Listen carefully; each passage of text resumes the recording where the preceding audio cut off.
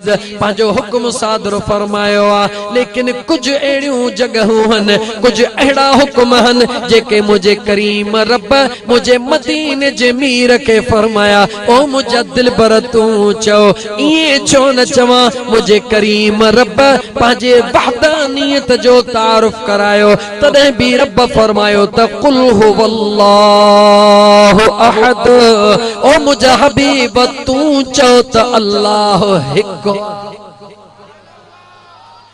छो त मुझा दोस्त अजीज मुझो करीम रब जान दुआ हे मुझा बानड़ा मा अल्लाह के दिसन तन था ये प्यार त मुझे महबूब मुस्तफा सा करे रहा हन जी मुझो पुनहल चई रहो आ उन जे मथा लबैक चई रहा हन ये मुझे करीम रब कुरान करीम में उम्मत के पांजे बानड़न के सबक देण ला मुझे महबूब मुस्तफा के फरमायो 15 पारे जे अंदर वकुर रब्बिरहमुहुमा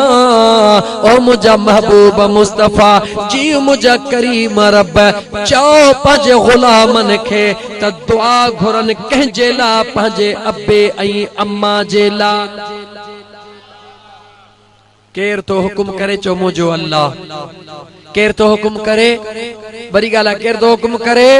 मुझो अल्लाह कह के हुकुम तो करे पंहिंजे महबूब मुस्तफा के इए चो त रब्बुल आलमीन हुकुम करे रहियो आ रहमतल लिल आलमीन खे त ओ मुझा महबूब कायनात जे ज़र्रे ज़र्रे खे बुधा त मां रब जो हुकुम त पंहिंजे अब्बे अम्मा जे ला दुआऊं घुरंदा कयो छा कंदा कयो गला गला छा कंदा कयो हाँ मुझा दोस्त लेकिन मुझे करीम रब रुगी इए कोन चयो त पंहिंजे अब्बे अम्मा जे ला दुआऊं घुरंदा रहो पर मुझे रब इए भी बुधायो त अब्बे अम्मा जे ला मां रब खां दुआ कीअं घुरंदा कयो दुआ घुरंदा त कयो पर दुआ घुरो कीअं बुधो अल्लाह जो कुरान जॾहिं पंहिंजे मुस्लमान भाइरुनि जे लाइ दुआ घुरो त रब कुरान करीम में फरमायो दुआ घुरो मां करीम रब खां पंहिंजे मुस्लमाननि भाइरुनि जे लाइ और रब्बना इग़फिर लना वली इख़्वानिना अल्लज़ीना सबक़ूना बिल ईमान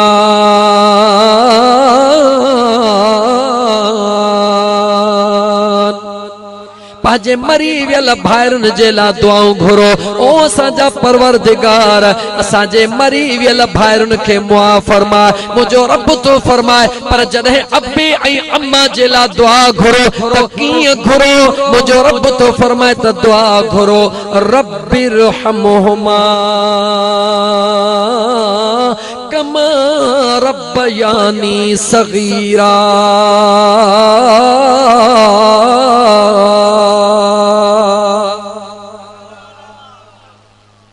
रुगी सुभान अल्लाह चयो या समझऊ बे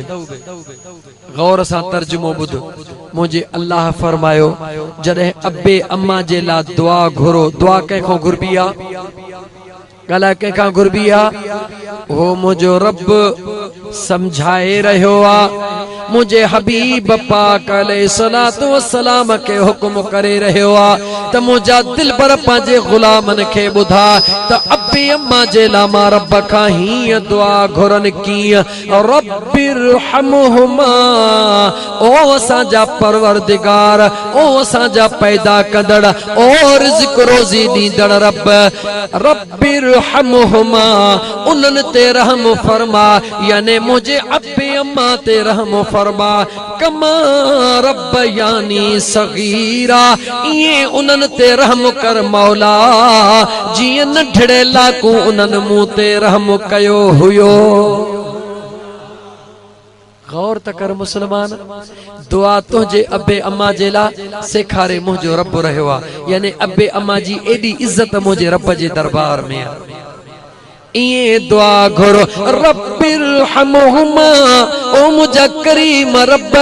मुझे अब्बे अम्मा ते रहम फरमा इए रहम फरमा कमा रब्बयानी सगीरा जी नंढड़े लाकू उन्हनि मूं ते रहम कयो हो यानी नंढड़े लाकू अब्बो अम्मा कीअं रहम कंदो आ कंहिंखे आहे बचपन जो ज़मानो याद चो असां खे त बचपन जो ज़मानो याद कोन्हे पर पंहिंजा बचड़ा ॾिसो था पोइ त क़दुरु थिएव थो त अबो अमा बचड़नि ते कीअं रहम कंदो आहे बचड़ो रोवंदो आहे अमड़ निंड फिटाईंदी आहे बचड़ो ग़लती कंदो आहे अमड़ मुआफ़ कंदी आहे 100 दफ़ा अमड़ खे तंग कंदो आहे 100 दफ़ा अमड़ अबो जी जी चवंदा आहिनि सवे ग़लतियूं कंदो आहे बचड़ो अमड़ झलींदी आहे त ही कमु न कजां